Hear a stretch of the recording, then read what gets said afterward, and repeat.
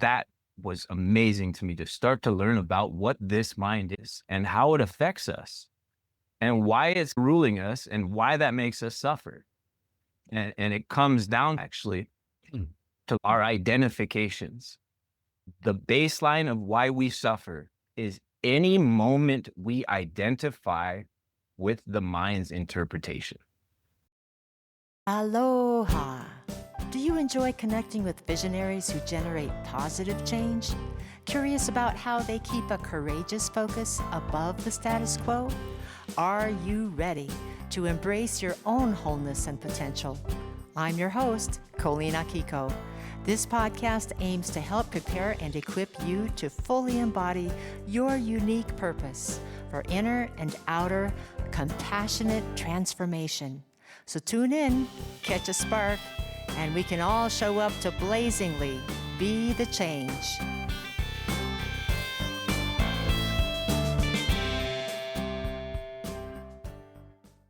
How do we engage in the internal world and how do we engage in the external world? And what are the different modalities that we need to learn? What are the different strategic ways of traversing those worlds? Because they're very different. In the internal world, we have to learn how to experience life, which is dependent on whether we're resisting our experience or not resisting it. In part 1, we heard how Matthew Hara, as a sensitive soul, moved from addiction to awakening. In part 2, we explored the nature of the mind, the illusion of separation, and how identification with the mind leads to suffering, and ultimately how presence, non-resistance, and practices like yoga reconnect us to truth and to our heart and to embodied presence.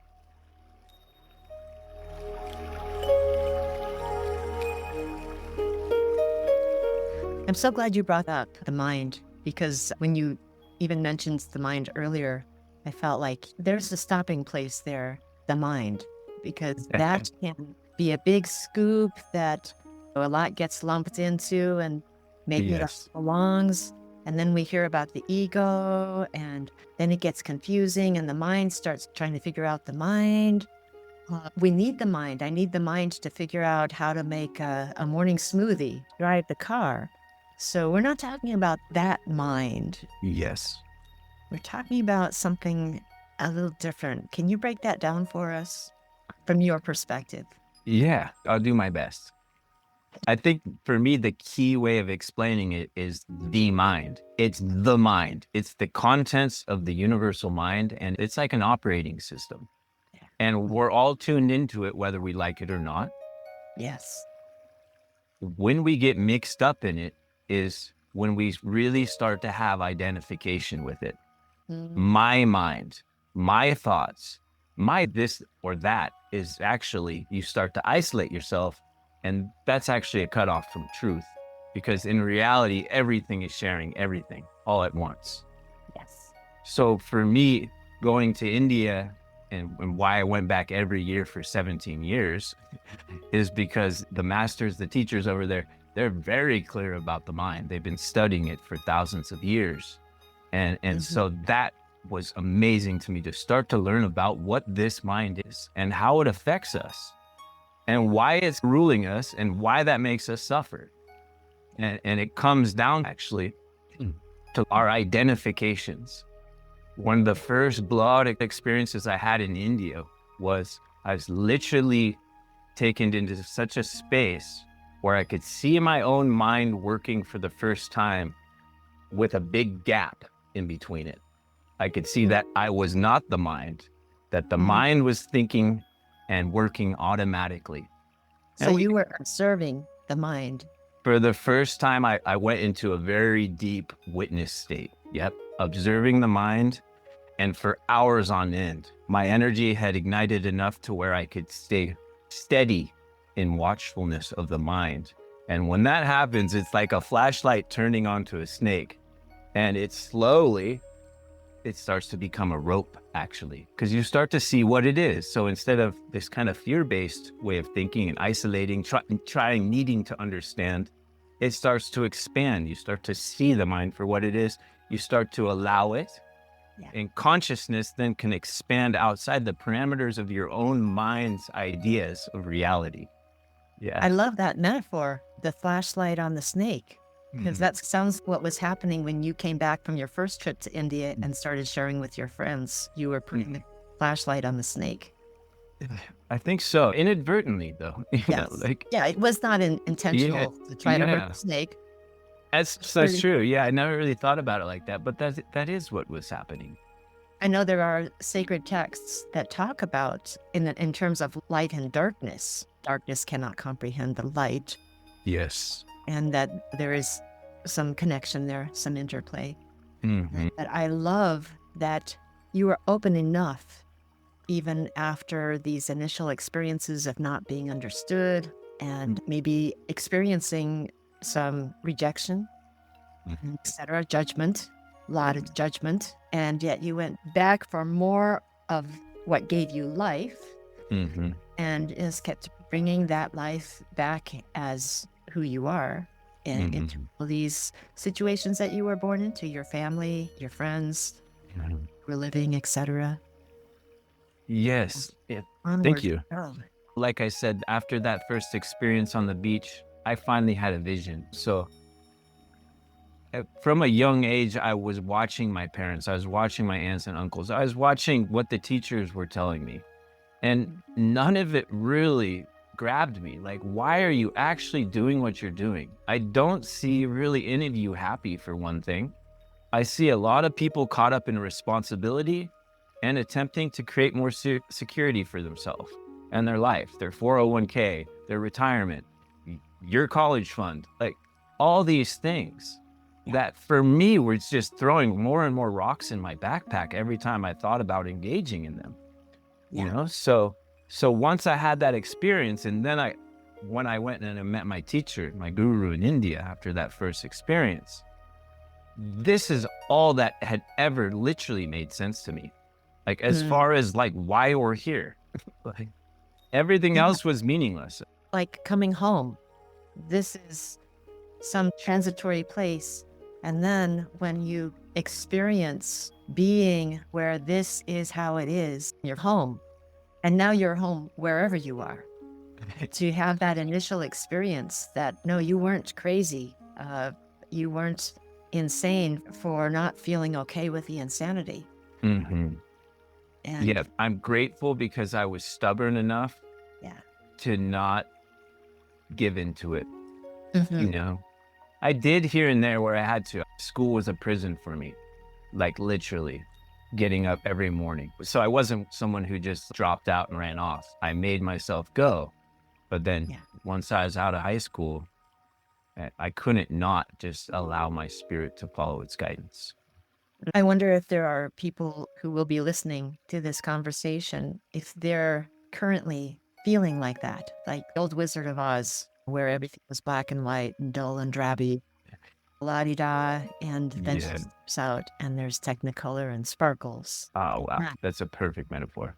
And that is, fortunately, what we have never been really disconnected from. And I love what you were saying before about the mind, that it's our identification with the mind as who we are. And especially that this is my mind. You know, that just aggravates this inner despair that we all have until we don't. When we experience that there are no separations, then we are stepping into that technicolor. Yes, that exactly. momentum of life. Yeah, I would love to share a little bit more on this topic because this is the meat of it. So I had that first big experience in India where I have this gap. I'm seeing the mind for what it was. And it literally, consciousness, intelligence, grace, however you want to call it, it showed me like all the way back to when I first started getting identified with the mind. And it went all the way back to Disney cartoons, actually, and straight into Mickey Mouse. And that was the last scene I saw the mind. Remember, I think it was, is it Anastasia or Fantasia or whatever it's called, where he's got the wand and he's dreaming everything. And so I watched the mind's mechanism for so long, and it went all the way back to there. And all of a sudden I'm watching this scene with Mickey Mouse with the wand. It's a full mystical experience by this point. And I'm watching it and just, wow, this is what the mind is. And I was trapped in this. And it started back here where I started to identify with myself and the external world, right? Individual and other. And then it popped. And all of a sudden everything went pure silence. And such an interesting thing occurred. Each of us, the participants there, had a monk who was our personal guide, someone we could just go to and lean on, get support, ask questions. He literally walked in the moment after that happened, after I'd been in silence for about 3 seconds, like it went. I was like, felt like some kind of huge kind of breakthrough thing. He came in the door right away and it's time to go for a walk, Matthew. And it was such a trip. It's like he'd been watching my process that whole time. I'd been laying in my bed in Shavasana for about 3-4 hours at that point. Let's take a walk, Matthew. Yeah. We go outside. It's beautiful in South India at that time of year. Very jungly, just all of a sudden, just witnessing everything, the trees, the jungle sounds, everything is so rich, so full. Because now the senses are online. When the senses are online, we're experiencing life for what it is in the moment without the interpretation of the mind. And life is so fulfilling just to take a walk, to look at a tree, to take a breath, moment by moment through the senses. So I'm having this experience really powerfully. Yeah. And you want to go get something to eat at the cafeteria? And I was actually really hungry by that point. And I was like, sure. And so we go to the cafeteria, he takes me in, and he's go get some watermelon. I go get some watermelon. I sit down. I'm eating my best watermelon ever. Like senses are on fire. Watermelon's so good in South India. And I'm sitting there for 10 minutes enjoying my watermelon. And then this friend from Scandinavia who I'd met, who's in the process also, he walks in the cafeteria. I'm in there alone at this point. And I'm in such a state where when I put my attention on him, I can literally see exactly what his mind is doing, what his thoughts are saying. And it's one of the biggest lessons of my life happened because I could see as he walked into the cafeteria, he identified for a second where his body was, where the food is, and then he started walking towards the food. He gets to the watermelon dish. It's empty because I'd taken all the watermelon at this point.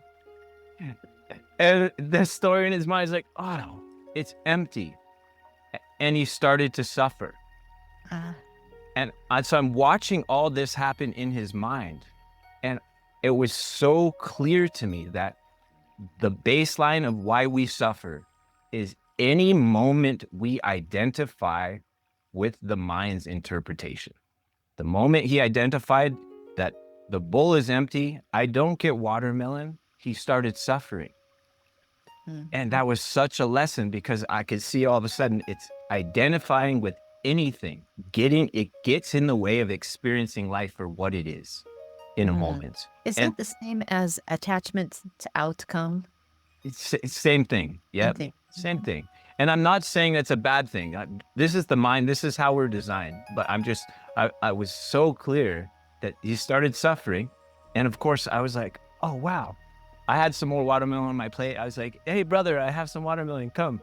And he got so happy. And that's what we did. This is our life. Like we go, use up and down. Oh, I got what I want. And then the next need of the body or desire your life or whatever. But it was so clear to me. The moment we start suffering is when we do get attached to a story and we identify for a moment of what's happening in the body. I could see literally that his body was happening automatically.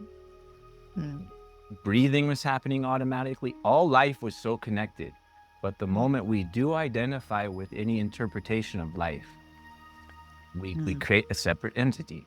And I know you have spoken and written about the concept of non-resistance, which to me hearing what you're saying, it's like no matter who we are, our calling is to non-resistance, but not in a way that, oh, I'm going to surrender and now I'm going to be tortured and suffer, which So was what the mind tells me. If you don't resist, they're going to walk all over you. Because maybe I have had some of those experiences. totally. When I can just really experience, as you were describing, the presence in the moment, and knowing not only is all well, all is beyond words, amazing and wonderful. Yes. And in that moment, to be free, to not have to resist. I have a choice. I can resist or not resist. But in that moment of being in and knowing and being part of what I don't know how to articulate, I would just say Yeah, it's beyond, yeah. then non-resistance is fine. It's not a problem. Yeah. Because I haven't made it one. Exactly. And I think it's super important. This is one of the biggest areas that I feel like we lack in our modern educating of the human being, which the East has really focused on, is like, how do we engage in the internal world and how do we engage in the external world? And what are the different modalities that we need to learn? What are the different strategic ways of traversing those worlds? Because they're very different. And in the internal world, we have to learn how to experience life, which is dependent on whether we're resisting our experience or not resisting it, right? Yeah. And yeah, the internal world is crucial that we cultivate the ability to not resist what's happening. Therefore, we're then connected to truth, which then connects us to our body, which connects us to higher consciousness when we're aligned with truth. If we're resisting the truth, we're cut off. But for the external world, we need to learn how to say yes and when to say no. The no's are as important as the yeses. So it's very important that we learn about those worlds. For me, what comes to mind right now is what you're talking about in the little story, because our lives are just filled with these little stories of the watermelon. Yeah. But that's a perfect illustration. So we can just be in this state of constant surrender is the word that has been really relevant to me lately, surrender. So in a constant surrender and knowing the I am that I am, I don't have to say, oh, this person needs this. Shall I give it to them? I don't have to go through that process. I can just let my heart flow and just move however is best for me to move in that moment. And I'm both guided and supported and led at the same time. I guess there are all kinds of ways to describe that flow. Life living us in some way. Yeah, and you said it also, the heart flow. It's the heart's intelligence. Exactly. Like when we step out of the mind's mode, the heart comes online, and the heart is connected with higher intelligence, which is connected with everything and everyone. And then it can flow more serendipity. Just leave. Yeah. You said the first part, I'll say the second. Harmoniously, it's in alignment with that which is bigger. Yeah. And that is when, boom, we're back in Wonderland. Because, we're connected to that. And the magic. What's the last word you said? To the magic. The heart, when the heart's online, life is magic. It really is. And it was designed to be that way. Like, as above, so below. Like, that is true when the heart's online. It's not true when we're living through the frameworks of the mind, because then we're only seeing yes and no's, good and bads, right and wrong, left and right, binary. Yeah. This is relevant to me. And I guess it'll be perpetual until I go somewhere else. Yeah. But, I find I have to use my brain a lot. Right now I'm working on putting things together to launch this podcast. And so I have to learn video editing and all kinds of technical things that the little surface part of me says, just go get a root canal instead of that. That's not appealing at all. However, when I say, oh, wait a minute. Okay, your voice has been heard and you can go to this corner of the desk. Mhm. You can still hang out, but you are not what my heart is hearing right now. Yes. And it's such an interesting journey, isn't it? I'm Mhm. finding that I shut down my awareness too easily on what's going on in my body. Mhm. And I'm just rediscovering that my body, including my heart physical and my heart beyond physical, Mhm. it's on board to help me out. Yes. I only listen. Yep. I have a hard time getting still.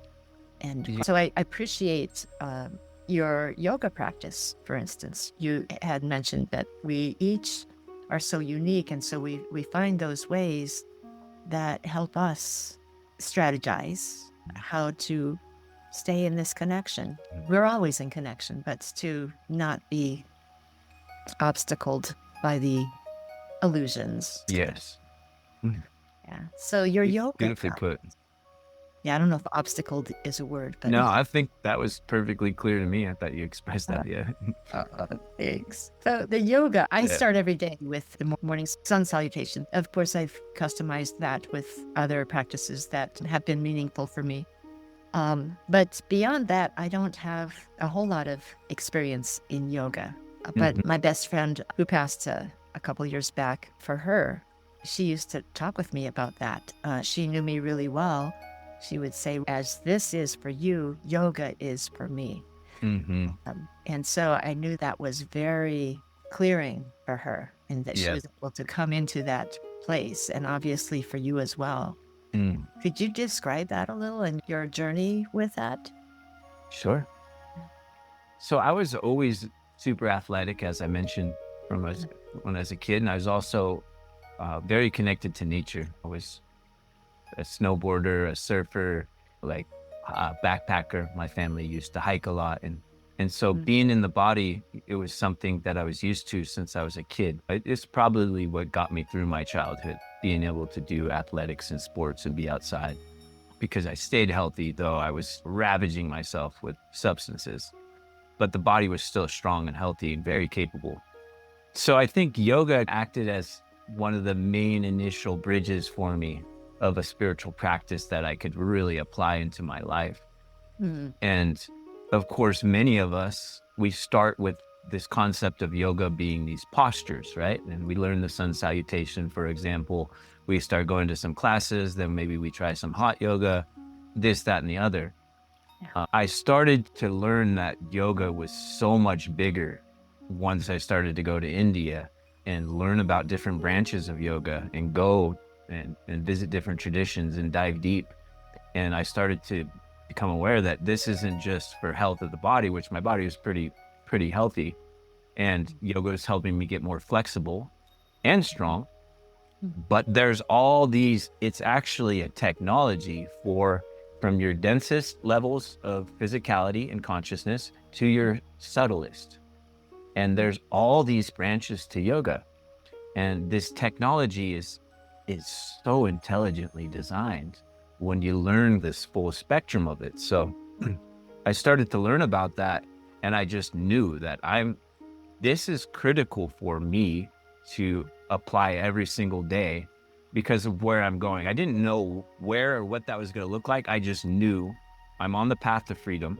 That's all I care about. And if I'm going to do that, I know I'm taking my body, and my body needs to be at a certain level. And the monks, of course, over there, we would have long conversations about this. The body, if it can't hold a vibration, it's just like a power plug. You'll blow a breaker. And because I wanted such a state of freedom, I knew I had to be able to hold that kind of a charge. Like, that just made sense to me. That's basic practical sense. And I think it's so critical, and I think often overlooked, especially in the portrayal of yoga in the West. It's mostly glamorized in a surface level. It's definitely beneficial and helpful for people, and people like it and makes them feel good. But if we know, if we're doing it so that our consciousness stays at a higher level and can maintain a higher frequency, gosh, that gives even more of a driving force as to why to do it. And it's not just that, it's a process of going through our past filing cabinets, which are all stored in the body. Yeah. And so yoga, it is a pathway for that if utilized in that regard. Yeah. So, yeah, it's just been a huge part of my path, and I'm very passionate to bring more light to it, especially to Westerners, because I feel like for the most part, it's pretty poorly portrayed as far as its potential, and it's not generally being used for its potential. And yoga certifications are given way too quickly. And there's too many yoga teachers that actually haven't deeply applied this science within their own body and being for transformation, and so that they can pass on and truly honor this great lineage. I've heard that from another yoga teacher in Southern California as well, whom I've not met personally, but I've had I had a real in-depth Zoom conversation with him a few months back, and he spoke of, in Westernized yoga, that many people would be surprised that colonialism is a part of Westernized yoga. And I found that, sadly, not that shocking, because colonialism seems to reach into so many different aspects of everything, coming from that energy of gotta have it, gotta control it. But seeing from what you just shared, that the wisdom of the body Yes. can come through so beautifully and clearly in that intentional practice. It's not a practice that I've gone very far with, but I do find, even just in my few minutes in the morning, that there is something that I'm just starting to tune into more and more, that is the sacredness of being able to be in the body. There's something about that. We get Christianity with the incarnation of Christ, the Son of God, which I love Jesus. And the concept of being in non-duality is one of the hardest things that I've ever experienced as a Christ follower, because I wasn't taught Christianity that way. I was taught the opposite. That would be very blasphemous. In fact, in my journey that way, talk about going on a tangent, but in my journey, it took me about 1.5 years of going out at dawn or pre-dawn and just working this out in my mind, in my being. And when I finally said, okay, I'm going for it, I got to make the shift. And I said, if I die, because I knew if it wasn't right, I would be committing blasphemy. But I was shown very clearly in that moment, and in a vision, actually, that no, I know that there's a chant in Sanskrit, but I am in the divine, and the divine is in me. And in my understanding, I came to experience the truth of that. And when I have my little yoga time, I feel that in my body. It's when I'm stretching and moving, and sometimes I feel like, oh, it's best if I move this way today and not that way. I need to stay longer here. What's happening here? Oh, wow, my heart was so close, and I need to be open, so I'm going to stay here longer. Oh, I need to breathe. I need to breathe a little deeper. And sometimes emotions will come out. Absolutely. And on the one hand, as long as I don't judge the emotions, they feel good. If I judge the emotions, then I go into that suffering place. And this podcast that you're speaking on, the idea germinated in that quiet moment. My body, just being quiet, just trying to calm down the chatter.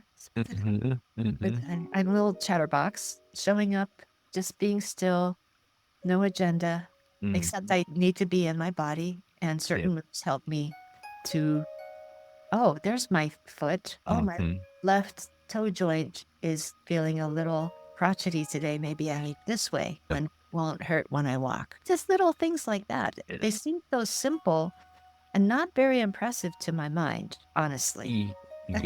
My mind is like, oh, are you in pre-kindergarten or something? Come on. No, but That's yes, sweet. that's Right. So sacred. That's it though. And that's again how I often see yoga is misportrayed over here. Like you'll go to a class and they just took you through 30 postures in an hour. Mm. And often people don't initially like my classes because we might do 7 postures in an hour and a half. Yeah. But it's that what you're talking about. It is tuning into your own embodiment, Yes. meeting yourself where you are, and then deeply listening from that place. That is the path of yoga.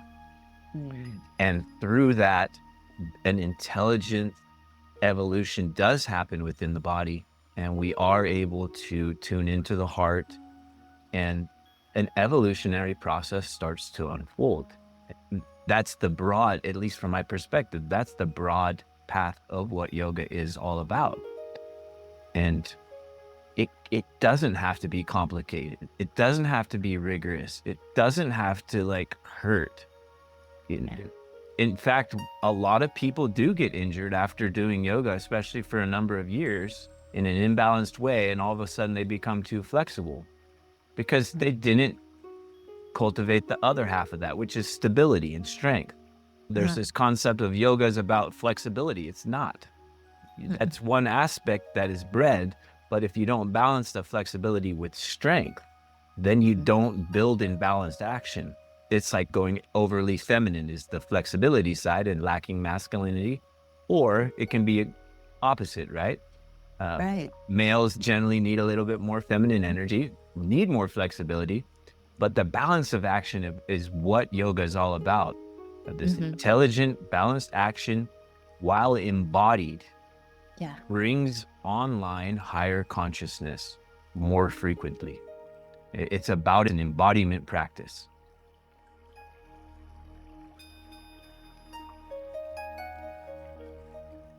Thank you for joining us for Come Home to the Body, Part 2 of the We Be the Change series with Matthew Hara, Individuality and Universality. I hope this brought a real richness to you in savoring the question, how can I trust my body's wisdom over my mind's story? For related bonus content and your invitation into the We Be the Change community, please feel free to visit SongRise.LIVE. That's SongRise.LIVE. This is Colleen Akiko, wishing you much love and many blessings.